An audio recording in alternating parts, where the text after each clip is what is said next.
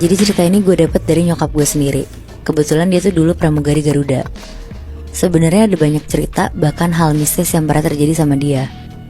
Tapi ada salah satu cerita yang menurut gue lumayan serem. Jadi sekitar tahun 2008 nyokap gue dapat flight dari Jakarta ke Tokyo. Karena ke Tokyo termasuk long flight, jadi pada saat itu mereka naik pesawat Boeing 747 seri 400. Itu tuh jenis pesawat tingkat yang ada 2 lantai dan bisa nampung sekitar 400-an penumpang. Untuk pesawatnya sendiri di bagian bawah tuh dari nomor 1 sampai 12 tuh business class. Sisanya ke belakang economy class. Waktu itu nyokap gue kebagian di bagian bawah business class bareng sama 2 temennya.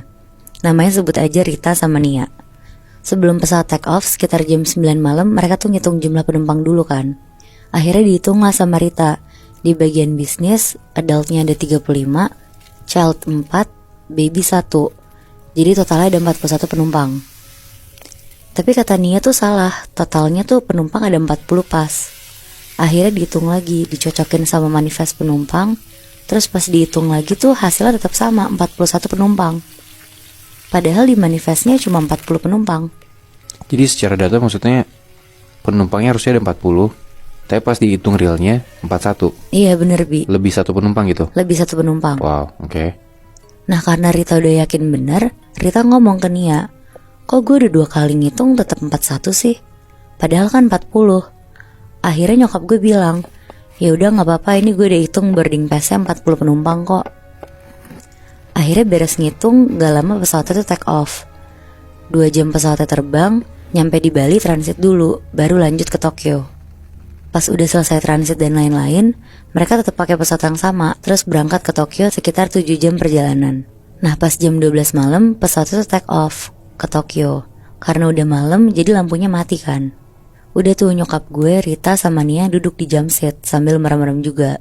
Tapi mereka tuh kaget, karena tiba-tiba Nia tuh ngomong ke nyokap gue, Mbak, jangan gerak kemana-mana ya. Terus bingung lah nyokap gue nanya, kenapa emangnya nih?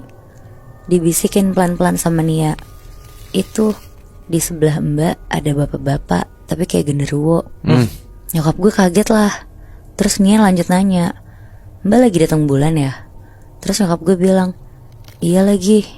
Tapi mereka gak ngambil pusing selama gak diganggu, jadi ngerasa aman-aman aja. Nah mereka berdua, nyokap gue sama Rita tuh kan gak bisa ngeliat, jadi yang bisa ngeliat tuh cuma Nia. Terus tiba-tiba dari belakang ada satu pramugari nyamperin nyokap gue. Terus dia ngomong, Mbak ikut ke belakang sebentar yuk. Pas nyokap gue ikut ke belakang, jadi nyokap gue sama satu pramugari ini tuh jalan lewatin economy class ke arah pantry tempat pramugari-pramugari tuh duduk. Nah jadi dari jauh tuh nyokap gue denger ada bunyi suara alarm di toilet belakang. Biasanya tuh bunyi karena ada asap rokok. Terus si pramugari satu ini tuh bilang, kayaknya ada yang ngerokok deh Mbak di toilet. Minta tolong ditegur Mbak penumpangnya di dalam toilet. Pas nyokap gue sampai depan pintu toilet tuh bener, emang posisi toiletnya tuh dikunci dan masih bunyi alarm itu. Akhirnya diketok-ketok lah sama nyokap gue. Pas abis diketok-ketok pun tuh gak ada suara sama sekali. Akhirnya nyokap gue bilang, permisi saya buka ya. Soalnya kunci toilet pesawat kan bisa dibuka dari luar juga ya. Akhirnya dibuka sama nyokap gue dari luar dengan terpaksa kan, karena berisik juga kasihan penumpang yang lain. Dan pas dibuka sama nyokap gue, toiletnya tuh kosong Bi. Bener-bener gak ada orang. Tapi kekunci. Dan bunyi ada alarm detektornya itu loh. Bahkan toiletnya tuh gak ada bau asap rokok juga. Panik dong tuh semua pramugarinya. Nyokap gue pun kaget. Tapi ya harus tetap terlihat tenang kan. Akhirnya ya udahlah, dianggap ada yang error aja pada saat itu. Dan akhirnya salah satu pramugarinya tuh tukeran sama nyokap gue. Jadi sekarang nyokap gue di bagian ekonomi, di dekat pintu toilet itu, karena pramugari yang itu tuh takut banget katanya. Nah sekitar jam 3 pagi, pesawat hening banget karena pada tidur juga kan penumpang. Nyokap gue tuh tiba-tiba dengar kayak ada suara orang lompat-lompat gitu. Asal suaranya tuh dari tangga menuju pesawat bagian atas. Suaranya tuh kayak duk duk duk, dan itu tuh berkali-kali gitu loh. Akhirnya dicek lah ke tangga. Nah tangganya itu tuh di deket toilet yang tadi bunyi itu. Pas dilihat ke tangga, di tangga tuh gak ada siapa-siapa. Terus karena penasaran, nyokap gue akhirnya naik lah sekalian ke atas.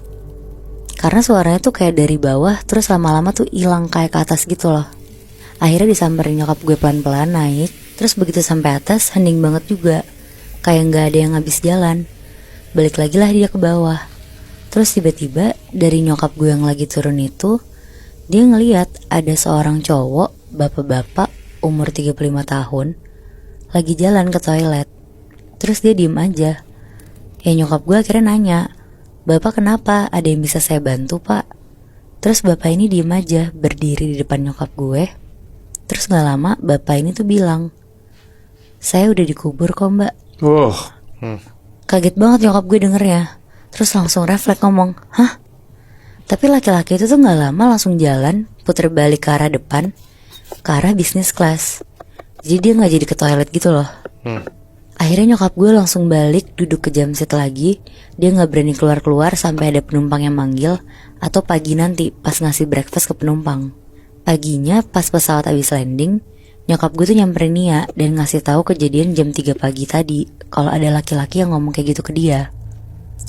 Akhirnya Nia kayak nerawang gitu, dan Nia ngomong ke nyokap gue, "Ih mbak, itu bukan manusia, itu penumpang lebih satu di bisnis kelas semalam.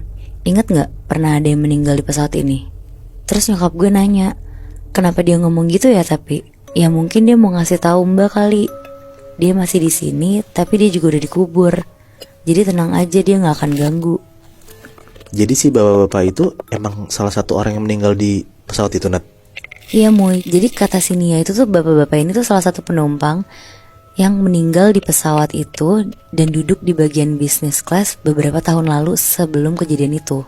Oh,